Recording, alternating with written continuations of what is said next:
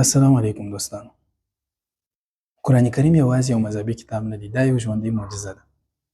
نن به د دې ستر کتاب درې داسې سترې معجزې درته بیان کړم چې حتی تاریخ او عقل یې هم حیران کړي دي. که کله دا پوښتنه در پیدا سوې وي چې قرآن کریم ولې دومره خاص دی، نو دا ویډیو ستاسو لپاره ده. راځئ چې پیل یې کړو. د قرآن کریم تر ټولو ستره معجزه خپله قرآن کریم دی.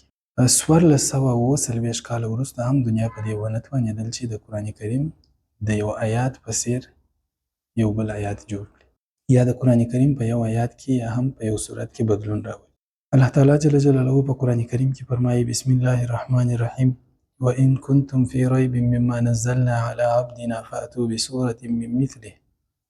که چیرې تاسې شکمن یاست پر هغه څه باندې چې ما پر خپل بنده باندې نازل کړي دي، نو تاسو د هغه په څیر یو صورت هم جوړ کړئ.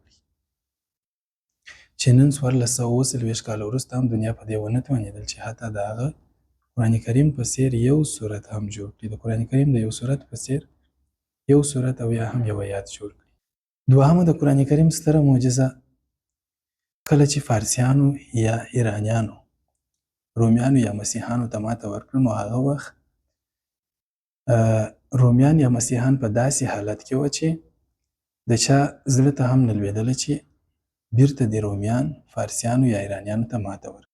هغه د اسلام سره ځکه تړاو لري چې مشرکین د مکې چې کوم مشرکین و، هغه د فارسیانو یا د ایرانیانو په بریا خوشحاله و، ځکه چې هغوی مشرکین و او دوی داسې فکر کوه چې مسیحان د مسلمانانو سره دي، نو مسلمانان خو بدي و. نو بیا الله تعالی جل جلاله آیاتونه نازل کړل: بسم الله الرحمن الرحیم غلبت الروم فی ادنى الارض وهم من بعد غلبهم سیغلبون.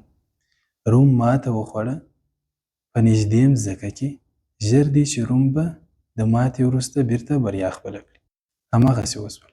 7 کاله وروسته روم بیرته فارسیانو یا ایرانیانو ته ماته ورکړه، په داسې حال کې چې هیچا دا فکر هم نه کاوه چې رومیان دي بیا فارسیانو ته ماته ورکړه، ځکه دی ډېر کمزوري سوي وو.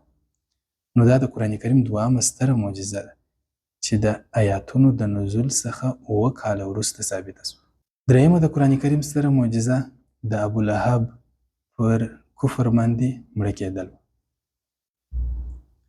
الله تعالی جل جلاله په عامه په قرآن کریم کې د ابولهب په ژوند کې وایي چې سیصلا نارا ذات لهب، ژر دی چې ابولهب